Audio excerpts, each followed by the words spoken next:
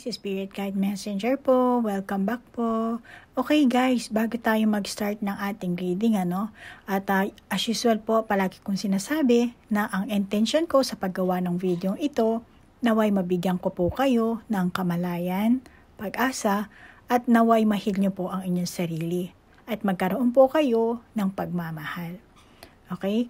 At ngayon po gusto ko lang po i-share sa inyo about sa tatlong uri ng soul, At nang sa ganon, magkaroon po kayo ng kamalayan, lalo na po yung mga taong nakakaranas na nasa estado ng spiritual awakening, At lalo na ngayon, sa panahon natin, iba na kasi ang panahon, At marami na po talagang nakakaranas ng spiritual awakening.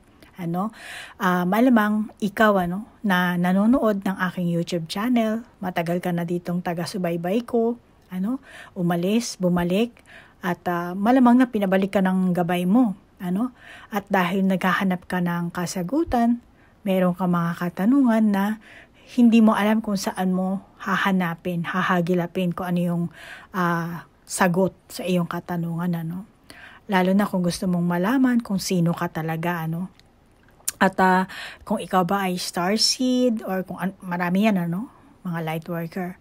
So ngayon, ikaw na nanonood nito, kasi itong video ito, itong dinadabing ko to, lahat ito, ipopost ko rin po sa lahat ng mga zodiac sign. So bibigyan ko lang po kayo ng konting idea.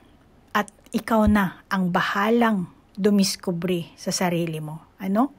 At hindi ko pinipilit na maniwala ka. Binibigyan lang kita ng idea. Nasa sayo yan kung maniwala ka o hindi.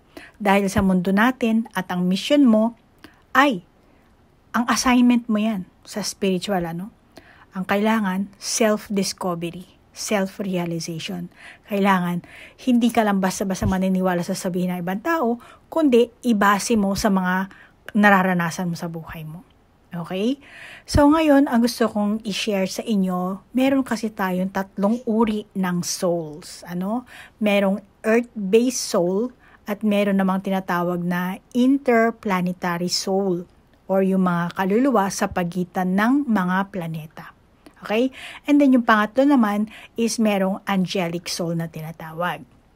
Pero kung tutusin, marami pang uri yan, Marami pa, pwede pa natin gawa ng breakdown yan, Pero ito lang tatlong ito ang pinaka masasabi kong primary na mas maiintindihan nyo, kapag pinaliwanag ko sa inyo. So, ang earth-based soul na sinasabi, ito ang kaluluwa na nagkatawang tao at nag-evolve sa katawan. Yung katawan mo ngayon, At dito, tumira ka sa lupa. At para makapag-evolve ka pa, Actually, itong mga earth-based soul na ito, libo-libong beses na or marami pa siguro, na lumalaki, umuusbong, nadadapa, bumagsak, hanggang sa dito kayo napunta sa lupa.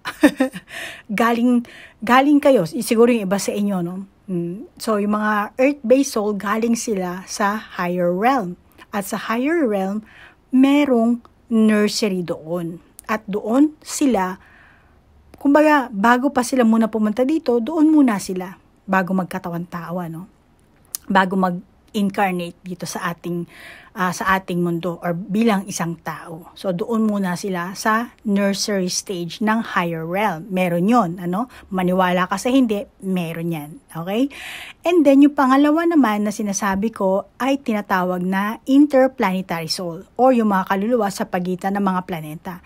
Ito ngayon ang madalas na naririnig nyo siguro, lalo na yung mga starseed, di ba? Mga ET, yan. Sila yung mga nag-evolve sa ibang planeta, maliban sa mundong Earth, At ang mga kaluluwa na galing sa pagitan ng planeta, tulad ng mga starseed, or kung ano pa yan, marami pang yan, So, naandito ka, starseed, Lalo na kung ikaw, sinasabi mo sa sarili mo, ikaw ay isang starseed, so naandito ka para tulungan ang mundo at ang mga tao. At magbigay ka ng bagong pananaw sa mga tao. Kaya ka nag-incarnate dito, nagkatawan tao dito sa mundong Earth. Yan ang masasabi kong mission mo. And then yung pangatlo naman, yung angelic soul. Ang angelic soul naman kasi galing talaga yan sa angelic realm. At ito ang sumusuporta sa banal or sa sinasabi nating divine. At ang mga angelic souls kasi may mga katangian din yan. At merong mataas silang frequency na tulad ng tinatawag natin na yung katulad sa source. Yan. So pareho ang level ng kanilang frequency.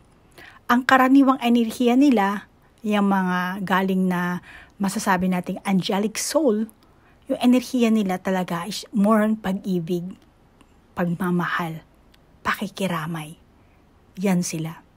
At kaya naman sila nag-incarnate at nagkatawan tao dito sa mundo natin para tayo ay ma-heal, matutunan, maturuan, maipaalam yung katotohanan, at tulad ng higit ng pagtanggap mo sa sarili mo, kailangan acceptance, kilalanin mo yung sarili mo, yung kapwa mo, pagmamahal mo sa kapwa mo.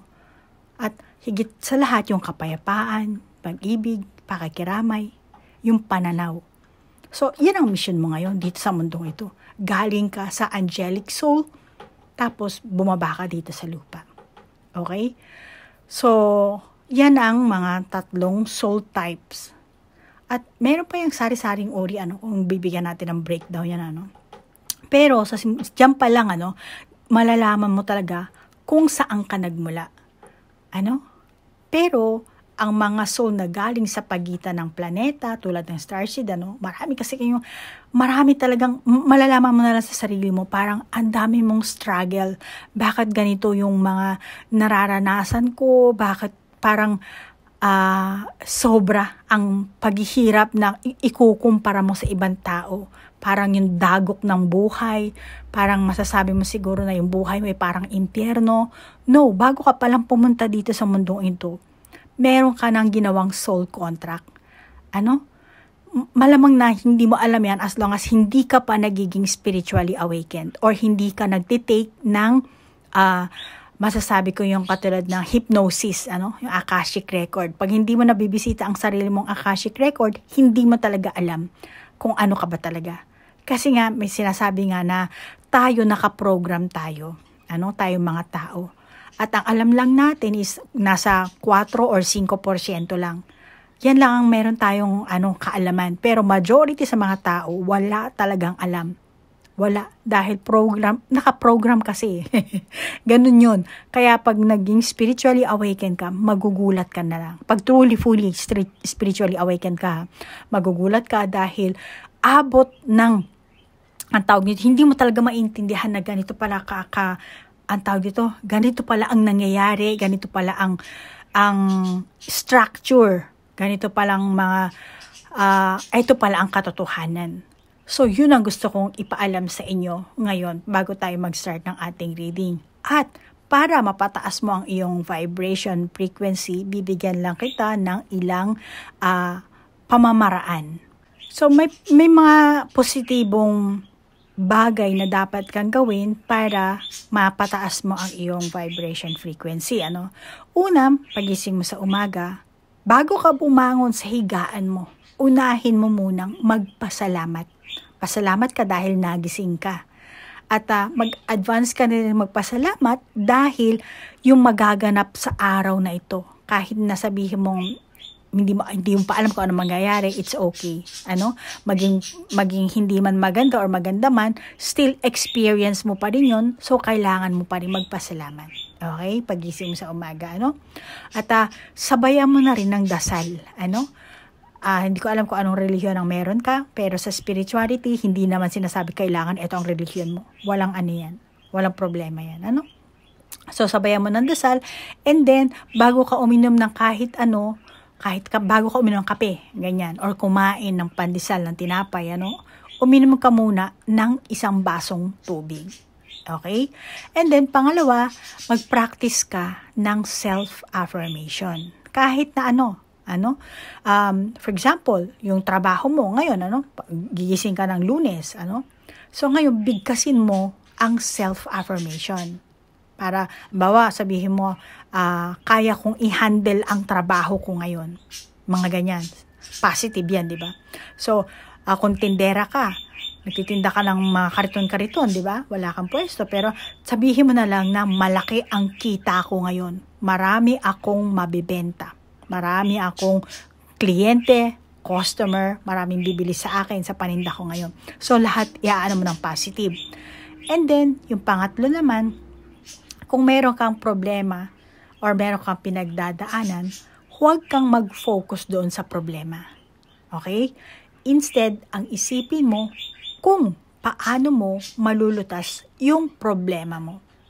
Paano mo haharapin ang challenge na hinaharap mo sa kasalukuyan. At kailangan mo, syempre, magkaroon pa rin ng positive mindset. Isipin mo na malulutas mo yun. Magagawan mo ng paraan. And then yung 4, yung paligiran mo yung sarili mo ng positibong tao. Yung mga magbibigay sa iyo ng inspirasyon or magpapataas sa iyo papataasin yung motivation mo. Makakabuti sa iyo. Yung mga ganong tao, yun ang gawin mong kaibigan. Okay? Then, 5 naman, kung sa tingin mo na nagiging negative thinking ka, yung mga iniisip mo negatibo, kailangan malaman mo yun sa sarili mo, maging aware ka. Palagi kang aware dapat. Ngayon, pag palaging negative ang iniisip mo, i-switch mo na siya. I-switch mo na siya sa positive thinking. And then, yung susunod naman, mag-practice ka ng visualize. Na, for example, isa ka na successful. Okay? Start ka ng araw mo yun. Isipin mo na lang na naubos na yung paninda mo. Naubos na yung mga niluto mo. Yung mga inaano mong ewan. Ano ba ang meron ka? Basta isipin mo na lang na naging successful ka na. Gumawa ka ng visualization. Mag-visualize ka. Imagine mo na successful ka na. Na meron ka ng pera. At pakiramdaman mo yung sarili mo. Kung tumataas ba yung motivation mo. Parang pag nararamdaman mo, meron ka ng nabenta mo na, let's say, nagbibenta ka ng mga kakanin, nabenta mo na yon. Nag-visualize ka, di ba? Ini-imagine mo. Sa pakiramdaman mo rin yung feeling mo kung talaga bang tumataas na namomotivate ka sa ganong pag-visualize mo.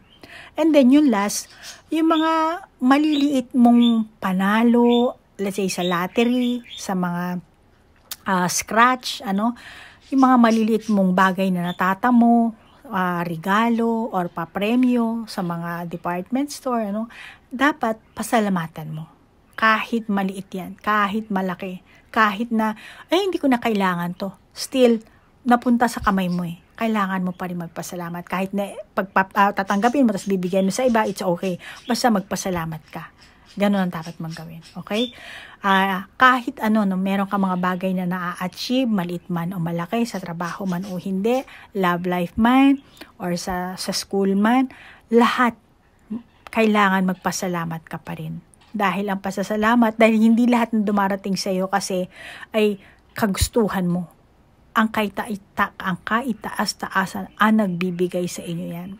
Okay? Para yan sa iyong experience, para yan sa iyong feelings, yung damdamin mo. Kasi minsan, ang Panginoon, tinatry din tayo, tinitest tayo niyan. Ano ba ang nararamdaman nitong taong ito pag binigay ko sa kanya to? So, kailangan always be thankful and grateful. Okay? So, move on na tayo sa ating reading. Virgo, ikaw ngayon ang bibigyan ko ng reading, ha? Pero, Virgo, gusto ko lang ipaalam sa'yo na ang intention ko sa paggawa ng video ito, naway mabigyan ko po kayo ng kamalayan, pag-asa, at naway mahil niyo po ang inyong mga sarili, At magkaroon po kayo ng pagmamahal. Okay? Self-love po, ha? At kaya ka nandito ngayon, or naligaw sa aking YouTube channel dahil naghahanap ka ng kasagutan. Or yung iba sa inyo dahil meron kayong pinagdadaanan, naghahanap ka rin ng moral support at marahil na wala kang malay. Pero ang iyong gamay, dito ka dinala. Kaya huwag mong baliwalain yung bawat opportunity or ang bawat kaganapan na humantong sa iyong kamalayan. So may 2 bumagsak, kuhanin na lang natin. Sayang naman. Building blocks. Ano ba? Unahin natin. Pareho rin naman. Flexible.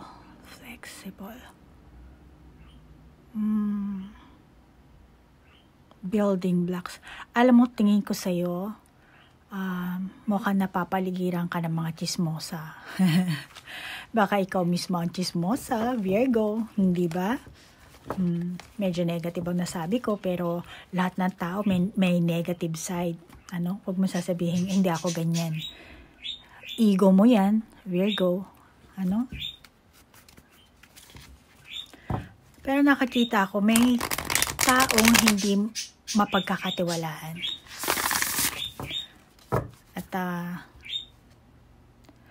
masasabi ko sa'yo, Virgo, na dito nakalagay flexible. So, kinakailangan maging flexible ka. Pero ang nangyayari, mukhang nagiging bitter ka. Isa kang bitter, Virgo. Maring wala kang malay dyan. Hindi mo alam na bitter ka. Hindi mo rin alam na, kasi ego yan eh. Or alam man o hindi, yung ego mo kasi ang gumagana. Kaya ayaw mong tanggapin sa sarili mo na, ayan na naman, dalawa na naman ang bumagsak sa'yo. Grabe, blessings and finding. So, meron ka talagang mga ganito, So, masasabi ko, hindi lahat sa inyo, pero, maring masyado kang nag-iisip. Nag-iisip gamit ang iyong puso. Puso ang pinapagana mo dito. Tingnan mo naman yung itsura ng babae.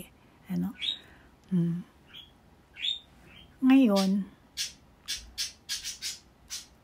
mukhang masyado kang naging emotional lang.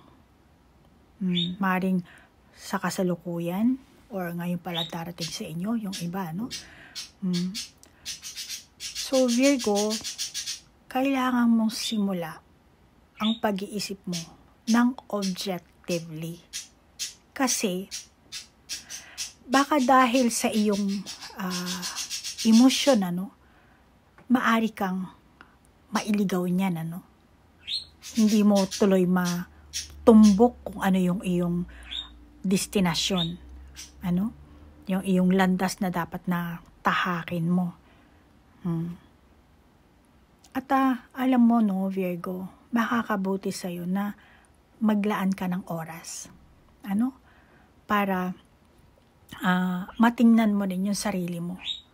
Matingnan mo yung sitwasyon. Matingnan mo yung kaganapan. Gamit ang iba pang mga katotohanan. Huwag mong itatago yung, kailangan maging flexible ka dito eh. Kailangan yung side dito, yung side dito, yung side dito, yung buong kaganapan, kailangan intindihin mo, pag-aralan mo, alamin mo. Yan ang mensahe sa'yo ng baraha. Virgo, ikaw na mag-adjust ha. At isa pa, Virgo, paminsan-minsan, oo, gagamitin mo ang puso mo, paminsan-minsan, gamitin mo rin ang ulo mo. Okay? Para makalikha ka ng mas malinaw na larawan na kung ano ba talaga ang nangyayari. Ano ba talaga ang gusto mo? Ano ba talaga ang punot dulo? Kasi kaya ng tao eh. Ang tao kasi gusto niya lang makita, yung gusto niyang makita. Yung gusto niyang, yung kanyang side lang. Yung kanyang paniniwalang tama siya. Hindi na iniintindi yung buong kaganapan, yung buong istorya. Kung sino yung nagkamali, kung sino yung tama, kung ano yung ginawa, kung ano yung hindi ginawa. Kaya etong pahiwatig sa iyo ng 4 na baraha, which is building blocks, flexible, blessings, finding, sinasabi sa iyo, Virgo, na gamitin mo ang ulo mo or ang utak mo. Tapos, maaari ka na magpasya kung ano ang iyong susunod na gagawing hakbang. Okay? And then, kuha muna tayo ng iba nating baraha pa.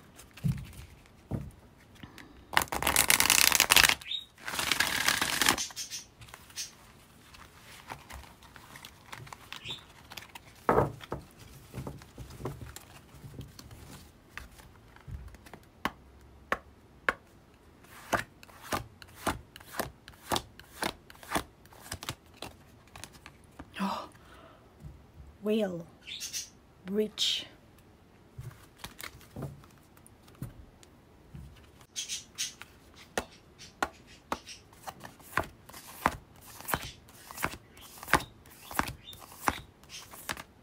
Dalawa yung nakuha ko. Fog in. Go slow, take time. And then, great adventure. Kuha pa ako ng isang ano dito.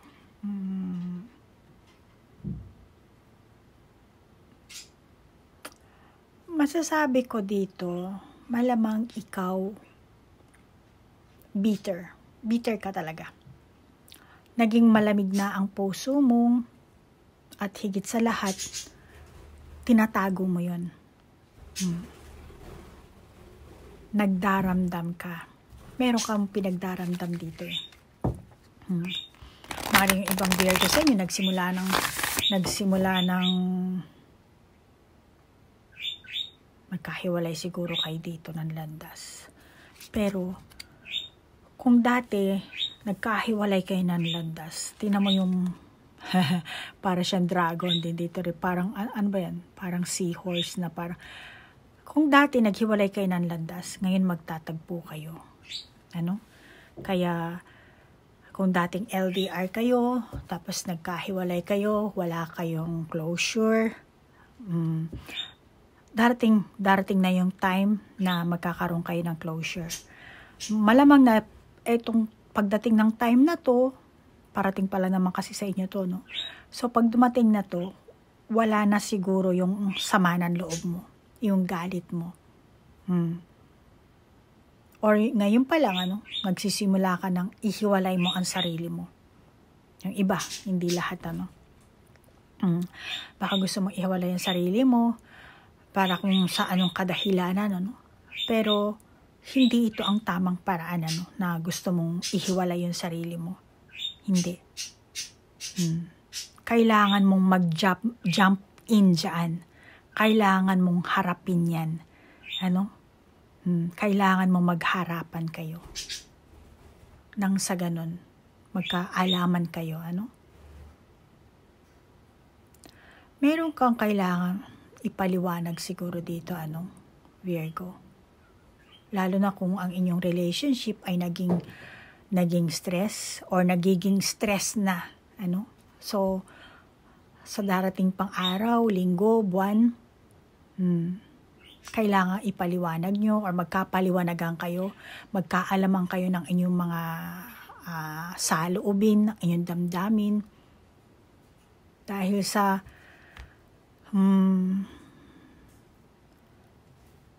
meron kang pagnanais,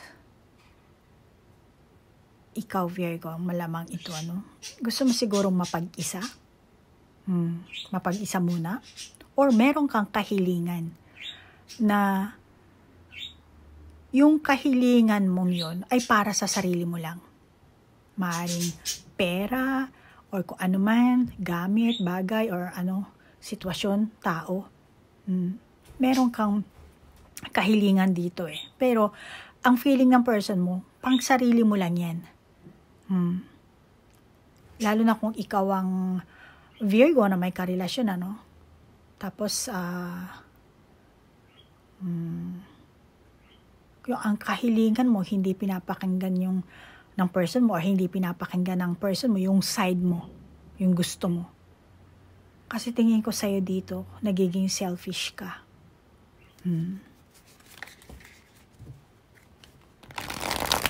Maaaring yung iba sa inyo, bigla ka na lang lumayo, parang basa dito. Bigla ka na ano, kasi pinupunasan ko to ng aroma oil eh. Kini-cleanse ko siya, kaya basa ng aroma oil. Pasensya na.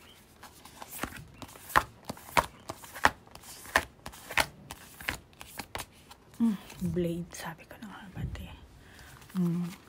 Kaya maaaring ikaw ang Virgo na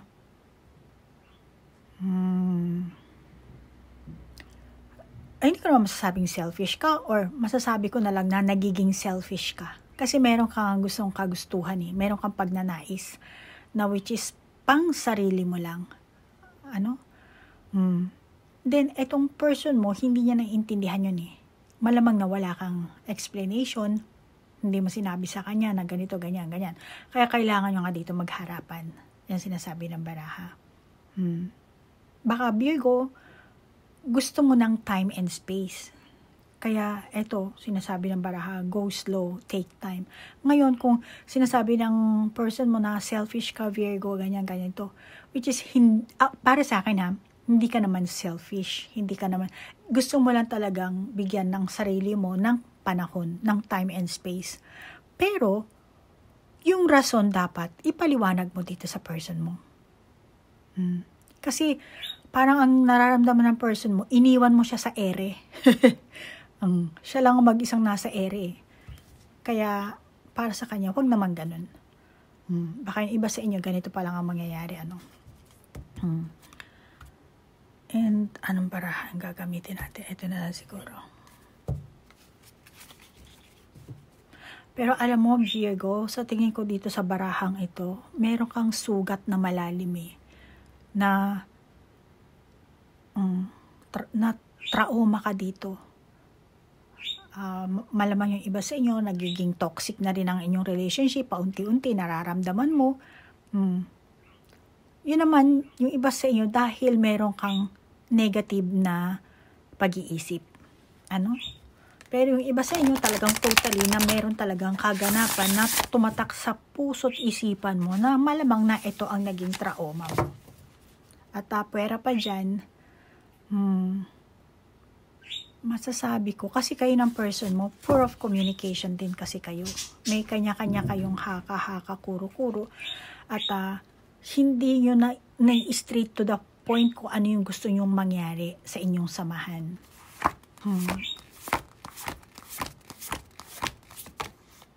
Healing. Yung iba sa inyo, no, kung mag-asawa kayo, malamang na may kabigo ang kayong bigo kayong gumawa ng mga logical na desisyon. Kaya kailangan yung mahil ang inyong mga sarili-sarili. At tingin ko naman, syempre, hirap din kayong magdesisyon pagdating sa pananalapi nyo, sa inyong financial. Kaya malamang na ikaw o kaya naman ang person mo nagiging malisyoso, nagiging manipulatiba. Pag babae ba, manipulative, okay? Nagiging malupit.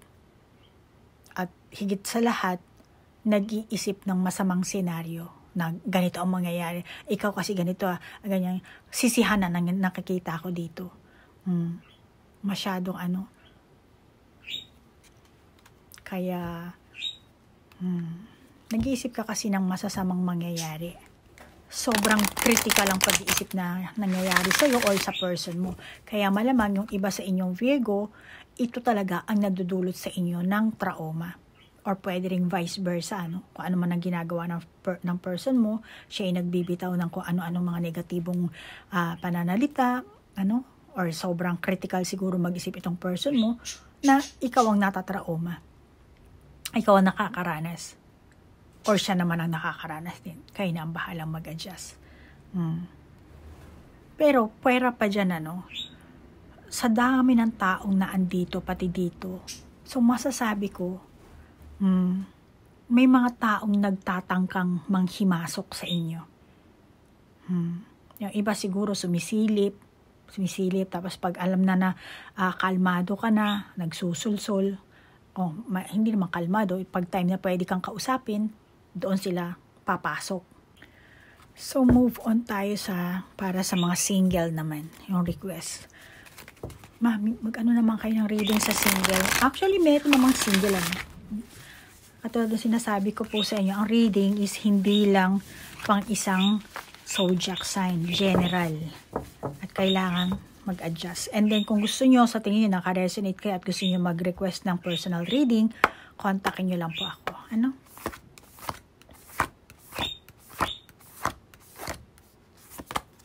Miracles. Alam mo, meron ka lang blessings dito, meron ka pang miracles. tutusin talaga, meron talaga Virgo.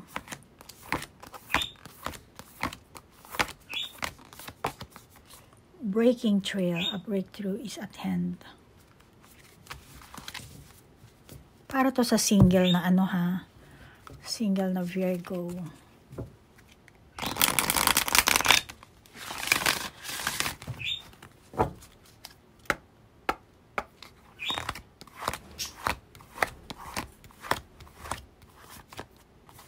Oh, milk and honey. Alam mo, magaganda naman talaga ang baraha mo Virgo. Hindi pa nakakita. Ayan. Ayan, kita pa rin, Sorry. So, expect the wonders to emerge. Take a forward. Breakthrough is at hand.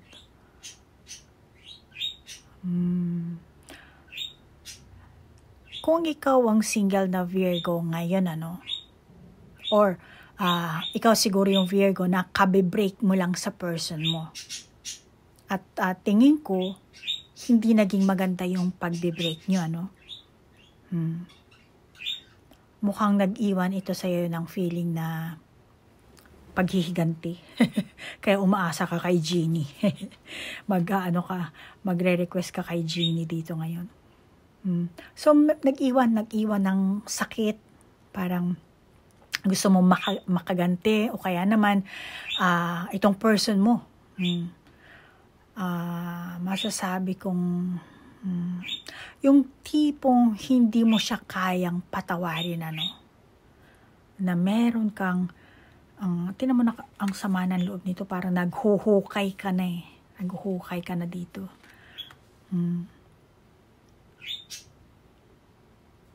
Ngayon, hindi mo siya kayang patawarin. Kaya, alam mo Virgo, kumbaga sa ahas, kailangan mong magbalat. Alisin mo na yung old skin, yung old wounds. Kaya nga healing, merong healing, and then milk and honey. Maligo ka na. Maligo ka. hindi ko sabihin hindi ka naliligo, Ibig ko sabihin, pag naligo ka, diba, marirefresh ka. Lalo na pag mainit ang panahon, kahit na malamig, magbabad ka sa bathtub ng hot water, di ba? Depende kung nasa ang bansa ka, Pero ibig sabihin, pag naligo ka, marirefresh ka, Magbabago ang pananaw mo. Magbabago ang feelings mo, ang pakiramdam mo. So, eto yun. Yung old skin mo, yung mga libag-libag, mawawala yan. Kaya kailangan mong i-let go, i-heal mo na, hayaan mong ma-heal ang sarili mo. Okay? Maring, go slow, take time. Take time, pero kailangan ma-heal. Para mag-move forward ka na, let go mo na yan. Kaya, Virgo, yung iba sa inyo, may karelasyon ka man o wala, nasa loob ng puso mo yung paghihiganti, yung galit, may sugat ka na hindi mo pa nahihil. Hindi pa naghihilom. At kailangan mong magpatawad. Yan ang challenges mo ngayon na nakakita ko. Para ma-overcome mo ang jealousy, insecurities, at i-release mo na yung sarili mo sa past lovers mo, sa ex mo. Yung iba sa inyo, yung past na kaganapan, kung ano man yung maliit man o malaki, na siguro yung iba sa inyo maliit lang, pero paulit-ulit sa isipan nyo. Meron naman yung malaki, kaya nag-iwan sa inyo ng sugat dito, Pero sinasabi sa inyo ng baraha, i-release mo na yan. I-let go mo na yan. Kailangan mong mag-move forward. May kakayahan kang sumulong na hindi nahahadlangan ng mga nakaraang sugat mo. Kaya kailangan mo maging flexible, merong blessings na darating sa'yo, pero kailangan hanapin mo para ma-heal mo ang sarili mo. At meron tayong milk and honey. Okay? Iba sa inyong single, kung dati nawalan ka na ng ganang makipagrelasyon, or dahil sa trauma, dahil sa ex mo, huwag kang mag-alala. Huwag ka rin mag-alala. Dahil sa wakas, maaring handa ka nang buksan mo ang bagong pinto. ang iyong puso sa bagong pag-ibig. Baka maganap na yan sa susunod na araw or sa buwan, ilang buwan, linggo, or sa kasalukuyan, baka iba sa inyo ganun na nangyayari, pero hindi lahat ng Virgo, yung iba sa inyo. So, sinasabi dito na bibitawan mo na kasi yung mapait mong nakaraan at yung energy mo dadaloy na lang ng kusa. Bagong pahina ng buhay mo, bagong pag-ibig, bagong blessing ang darating sa iyo. Okay? So, kailangan tanggapin mo yan. Yung taong darating sa iyo, i-welcome mo siya sa buhay mo. Okay ba, Virgo? Hanggang dito na lang ang ating reading, Tingin ko naman, hindi naman mapait ang iyong karanasan na huwag mo nang masyadong dibdibin, lahat naman tayo nakakaranas ng mapait na karanasan, which is, anuhin mo na lang, tanggapin mo, self-acceptance kasi ang kailangan dito, Tanggapin mo as a experience, and then move on, At mag-ingat ka lang sa susunod para hindi ka na masaktan ulit. Kung ano yung pagkakamali mo, kung ano ba nang nakita mo sa person mo, nakita mo sa sarili mo, kasi kailangan mo rin ma-realize kung ano yung ginawa mo sa ex mo, sa past na relationship mo. Hindi yung, wag kang gumawa, Virgo, huwag kang pumasok sa relasyon nang basta ka lang pasok ng pasok. Kasi gwapo, kasi maganda, kasi sexy, pasok ka ng pasok.